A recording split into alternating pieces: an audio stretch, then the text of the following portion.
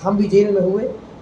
एक दूसरा, एक माता छूटी देव की, दूसरी छूट गई यशोदा, ग्वाल बाल छूट गए, मथुरा वृंदावन छूट गया, सभी प्रकार की गौएं छूट गई, राधा रानी छूट गई, सब छूट गए। तो विवाद घरेलू है। तो ये तो रणनीति यही है। दोनों से एक सूरज देखा तो ठीक, दो को देखा तो खत्म हो गए दोनों, दो से दो दिख रहे थे, हर आंख से एक दिख रहा है।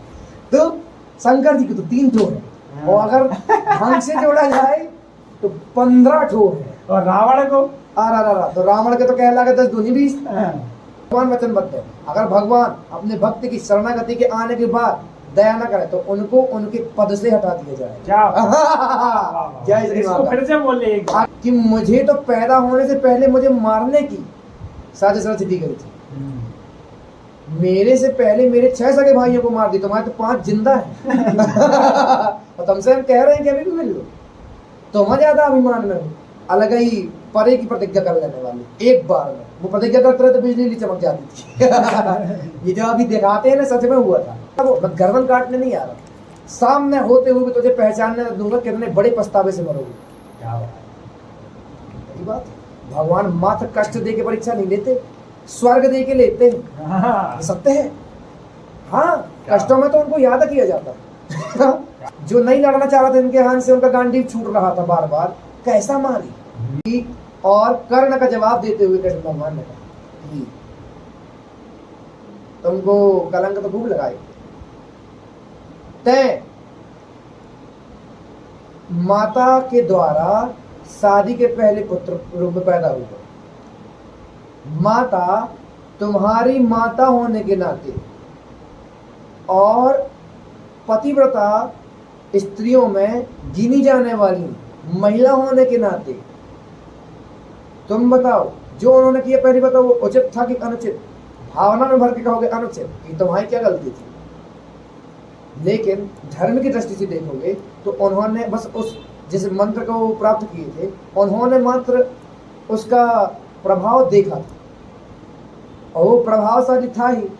तो जब हुआ तो सूर्य जी के तेज से आप प्रकट भाई, और लेकिन ये कुल के कलंक में साबित हो जाता कि भाई पहले आपकी विवाह नहीं हुआ था। इस कलंक से स्वयं को बचाने और कुल की मर्यादा को बचाने के लिए तुमको उन्होंने मारा नहीं, भगवान के विश्वास में और बहा दिया गंगा जी में। अब आपको जो प्राप्त किया आप उसके लिए पूरे ईमानदार, यहाँ पर तो आप ठीक हो। और रही बात माता और पिता वाली, तो तुम तो सुनो, तो ठीक है, हम भी जेल में हुए। एक दूसरा, एक माता छूटी देव की, दूसरी छूट गई यशोदा, ग्वाल बाल छूट गए, मथुरा वृंदावन छूट गया, सभी प्रकार की गौएं छूट गई, राधा रानी छूट गई, सब छूट गए। उसके पश्चात जहाँ गए वहां पर शिशुपाल जैसे लोगों ने, दुशासन जैसे लोगों ने, दुर्योधन ने हमको लंपट तक कहा। लंपट मतलब स्त्रियों में ज्यादा ध्यान देने वाला, क्योंकि हमने बस चुरा लिए थे बचपन। कहा, किसी ने चोर कहा, कहना कहा एक चोर को भगवान मानता है। इतनी बात सुन के भी बताओ मैंने किसी का कुछ अरेस्ट किया? और इसके बाद भी यहाँ खड़े होकर मैं अपनी छाती नहीं पीट रहा कि मुझे तो पैदा होने से पहले मुझे मारने की साजिश रच दी गई थी, मेरे से पहले मेरे 6 सगे भाइयों को मार दी, तुम्हारे तो 5 जिंदा है। और तुमसे हम कह रहे हैं कि अभी भी मिल लो, तुम ज्यादा अभिमान में हो। हम तो कहा, हम तो अभी भी कह रहे हैं कि आज उस तरफ रक्षा हो जाएगी। ठीक है, नहीं माने। जैसे तुम्हारे लिए तुम्हारा धर्म अपने मित्र की मदद करना है, उसी प्रकार मेरा है। अर्जुन के कौन है? सखा। कौन थे? सखा है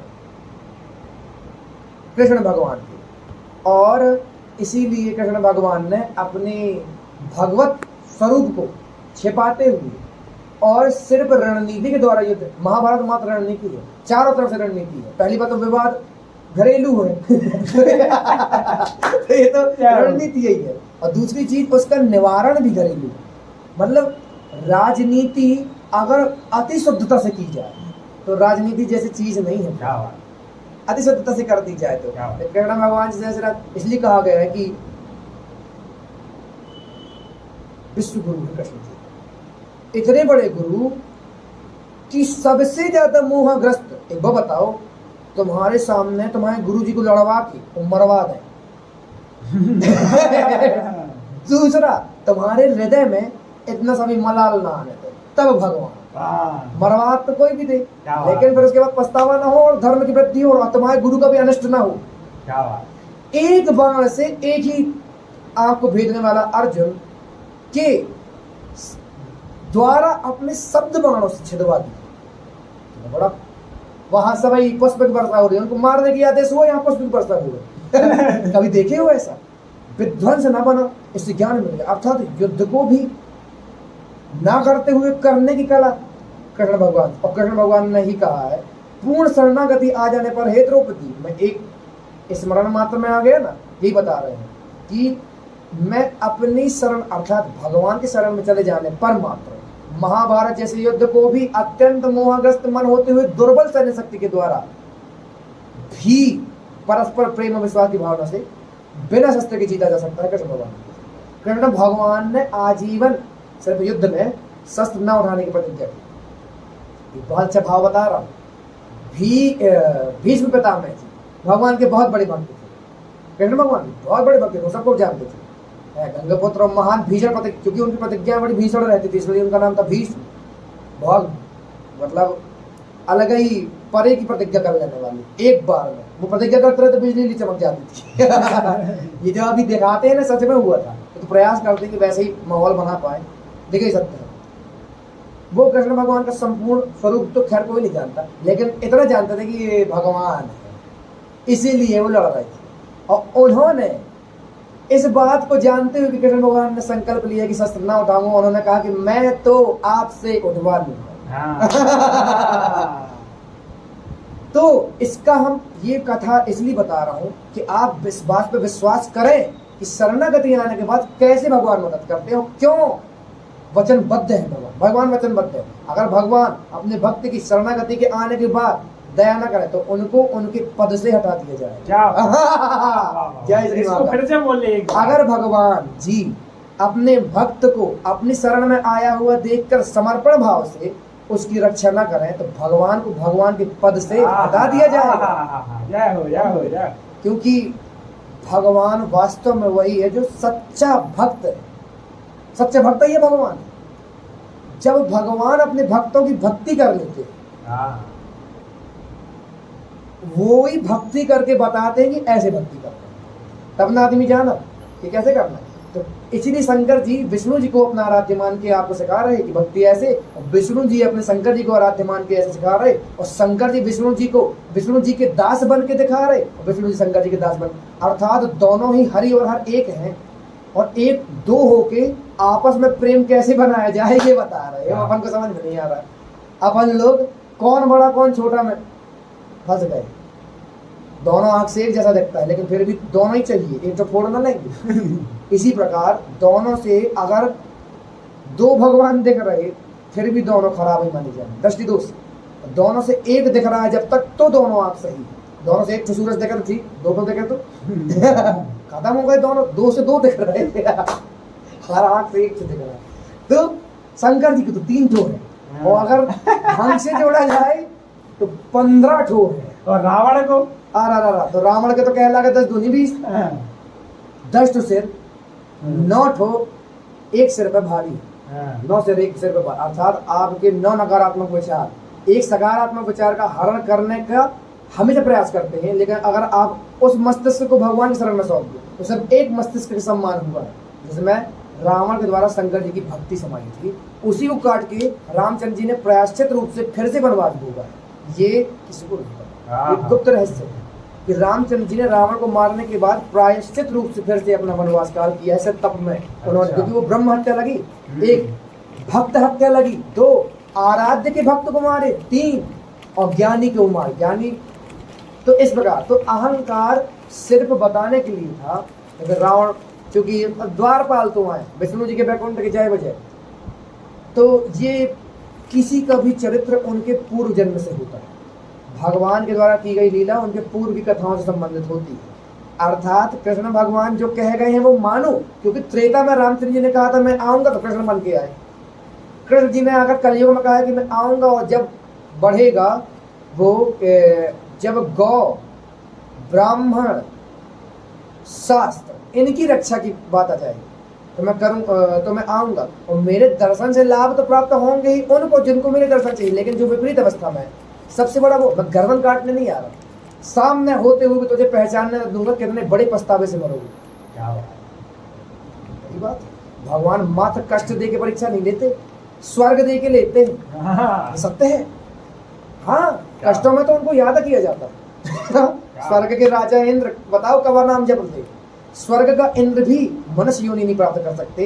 वो इसी प्रयास में रहते, काश भगवान मुझे इस सुख सुविधा से हटा के एक बार फिर से जंगल में रहने की अनुमति दे तो मैं इससे भी बड़ा पद प्राप्त करूंगा। स्वर्ग का राजा है इंद्र, लेकिन वो ब्रह्म का पद नहीं प्राप्त किए। और हम क्या बोल रहे हैं, पृथ्वी से लेके स्वर्ग तो खत्म करो, ब्रह्मा जी के पद तक की इच्छा त्याग देने का साहस मात्र सिर्फ एक व्यक्ति को है, ब्रह्मा जी को भी नहीं। योगी ही, आत्मज्ञानी ही ये कर सकता है। और भगवान ने पूरे गीता में का ज्ञान दिया, आत्मा के विषय में आत्मज्ञान तो दिया है। और जैसे ही अर्जुन को आत्मज्ञान हुआ तो बताओ ना, आपके सामने की बात है, हम क्या बताएं, बताओ ना, जो नहीं लड़ना चाह रहा था इनके हाथ से, उनका गांडीव छूट रहा था बार बार, कैसा मारी है ना, कितनी बड़ी बात है। एक दुर्बल, मतलब मानसिक प्रथम हारे हुए व्यक्ति को अपने ही सगे संबंधियों को विपरीत लड़ा के मजबूती प्रदान करवा देना, और उसके बाद मारे गए लोगों को भी मोक्ष दिलवा देना।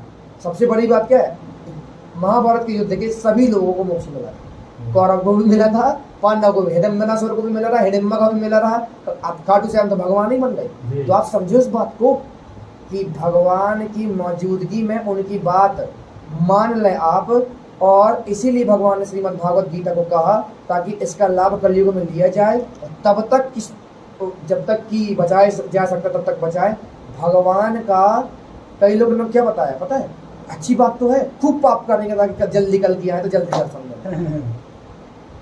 पाप करोगे तो दर्शन नहीं, सजा मिलेगी। दूसरी चीज ही, और सजा क्या है, सामने होने पर भी भगवान के दर्शन ना हो, कितनी बड़ी सजा है। क्या बात। तो यही चीज भगवान कह रहे, बताओ ये चाहिए, क्योंकि मरोगे तो फिर भी क्या बात। अरे हमारे दर्शन, तो इतनी बड़ी बात, इसलिए उनके शास्त्रों को पढ़ के उनके अनुसार चलना है। ये इंटरव्यू भी